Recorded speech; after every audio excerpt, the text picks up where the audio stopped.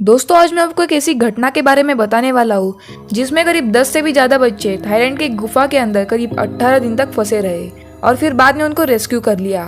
तो आइए जानते हैं उनको कैसे रेस्क्यू कर लिया। 23 जून 2018 को फुटबॉल की एक टीम वाइल्ड बोस के 12 प्लेयर्स और उनके ही एक कोच मैच के बाद अपने साथी का जन्मदिन बनाने के लिए नॉर्थ थाईलैंड के चियांग विलेज माईसाई डिस्ट्रिक्ट में बनी एक गुफा जिसका नाम थाम लुआंग केव है, उन्होंने उसमें जाने का प्लान किया।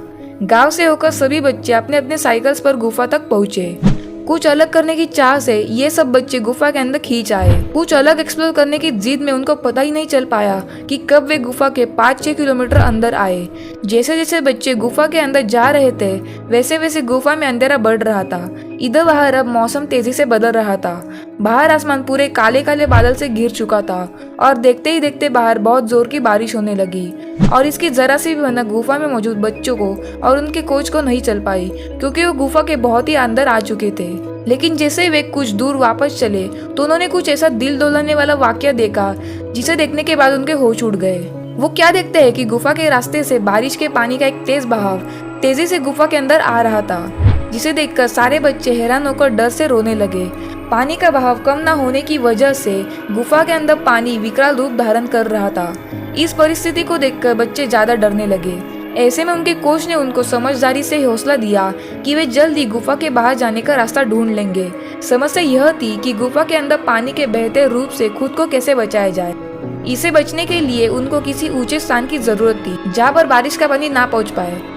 तभी अचानक उनको एक बड़ी और ऊंची चट्टान दिखी जहाँ पर रहकर वो पानी के विकराल रूप से कुछ हद तक अपने आप को बचाए रख सके। अब वे उस चट्टान पर बैठकर गुफा में पानी की लेवल कम होने का इंतजार कर रहे थे, लेकिन पानी का स्तर घटने की वजह लगातार बढ़ रहा था। अब उनके पास इंतजार करने के अलावा कोई उपाय नहीं था और देखते देखते इंतजार के घंटे दिनों में बदल गए। दूसरी तरफ बच्चों के माता पिता बच्चे घर न आने की वजह से बच्चों को तलाश करना शुरू किया। काफी खोजने के बाद भी किसी को कोई पता नहीं चल पाया।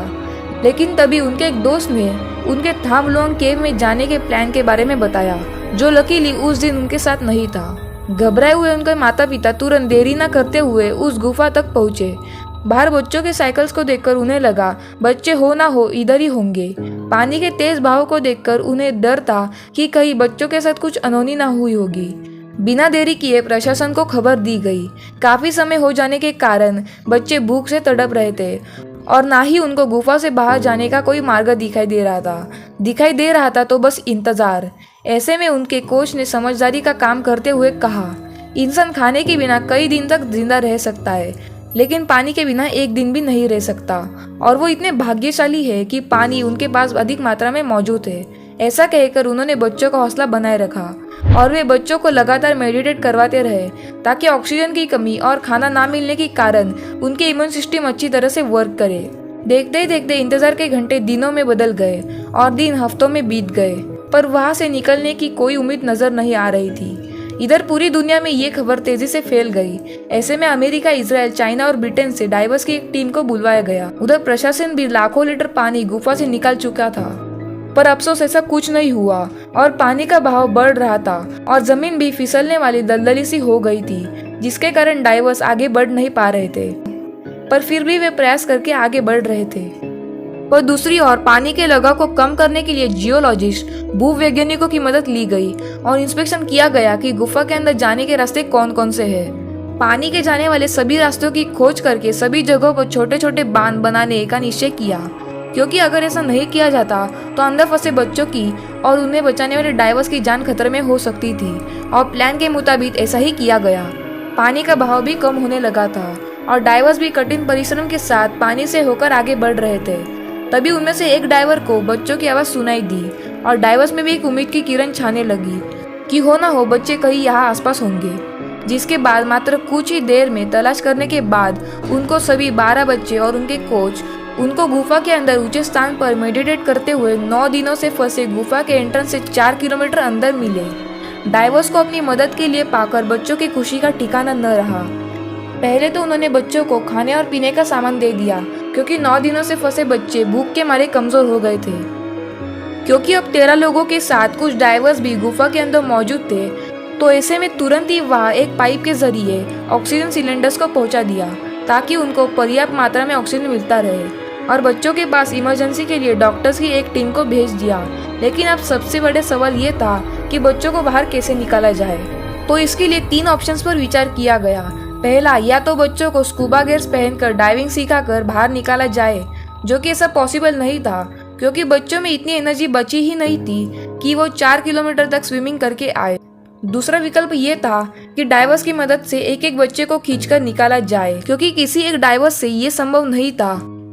और तीसरा विकल्प ये था कि बच्चों को सभी आवश्यक चीज़ों के साथ वही छोड़ दिया जाए और पानी के कम होने का इंतजार किया जाए और बाद में निकाला जाए, क्योंकि उस समय गुफा में पानी की लेवल बहुत ही कम हो गई होंगी। पर यह उपाय भी किसी भी काम का साबित नहीं हुआ, क्योंकि इतने लंबे समय तक बच्चों को अकेले गुफा में छोड़ना किसी खतरे से खाली नहीं था। ऐसे में बच्चों को बाहर निकालने के लिए किसी अन्य तरीके की खोज शुरू कर दी। तो वही दूसरी ओर फाइबर ऑप्टिकल केबल को गुफा के अंदर इंस्टॉल कर दिया, ताकि इंटरनेट की मदद से वे सब अपने माता पिता और फैमिली से कांटेक्ट कर सके। अंत में निर्णय किया गया कि बच्चों को बेहोश करके बाहर निकाला जाए, क्योंकि वे तैरने में समर्थ नहीं थे। ऐसे में एक बच्चे की जिम्मेदारी 2 डाइवर्स को सौंपी। ऐसे में प्लान के मुताबिक तय किया गया कि एक एक बच्चे को एक फ्लोटिंग किट में लपेटकर डाइवर्स की मदद से बाहर निकाला जाए। किट का आगे वाला हिस्सा एक डाइवर के पास होगा और पिछले वाला हिस्सा दूसरे डाइवर के पास। पहले दिन में 4 बच्चों को एनेस्थीसिया दिया गया और फ्लोटिंग किट में लपेटकर 4 किलोमीटर गुफा से बाहर लाया गया। डाइवर्स के हाथों में बहुत ही बड़ी जिम्मेदारी थी और 4 किलोमीटर तक एक बच्चे को लेकर स्विमिंग करनी थी। जरा सी भी गलती हो जाती तो बच्चों की जान जा सकती थी और बड़ा हादसा भी हो सकता था। इन सब डाइवर्स ने 8 जुलाई को शाम 7:55 को सभी चारों के चारों बच्चों को गुफा से सुरक्षित बाहर निकाला। अगले दिन भी इसी प्रकार और 4 बच्चों को निकाला और ऐसे ही 3 दिनों में 10 जुलाई 2018 को पूरे के पूरे 13 लोगों को रेस्क्यू कर दिया। ये वो दिन था जब इतिहास रच दिया। सभी बच्चों को और उनके कोच को गुफा से बाहर सुरक्षित निकाल दिया। ऐसे समय गुफा में फंसे लोगों को जिंदा निकालना बहुत ही बड़ी बात थी। लेकिन इस पूरी घटना में एक रेस्क्यू डाइवर की जान बच्चों को बचाने में अपनी जिंदगी की कुर्बानी दी और फिर बाद में एक बच्चे की जान ब्लड में इन्फेक्शन होने की वजह से गई। गुफा से बाहर निकलते ही बच्चों को तुरंत ही एम्बुलेंस से हॉस्पिटल ले गए और कुछ दिनों तक उनको मेडिकल ऑब्जर्वेशन में डॉक्टर्स के अंडर रखा, ये चेक करने के लिए कि कहीं उनके बॉडी में किसी भी प्रकार का इन्फेक्शन या बॉडी में कुछ कमी हो गई होगी तो इसे ठीक किया जाए।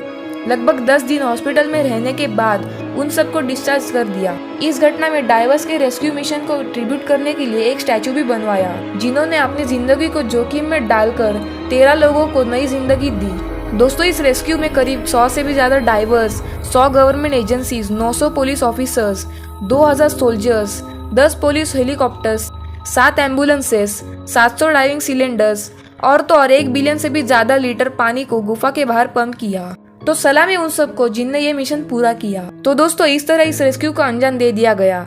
अगर आपको वीडियो अच्छी लगी तो लाइक कीजिए और चैनल पे नहीं हो तो सब्सक्राइब कीजिए, ताकि आपको मेरी ऐसे इंटरेस्टिंग वीडियोस मिलती रहे। तो मिलेंगे जल्दी अगली वीडियो में।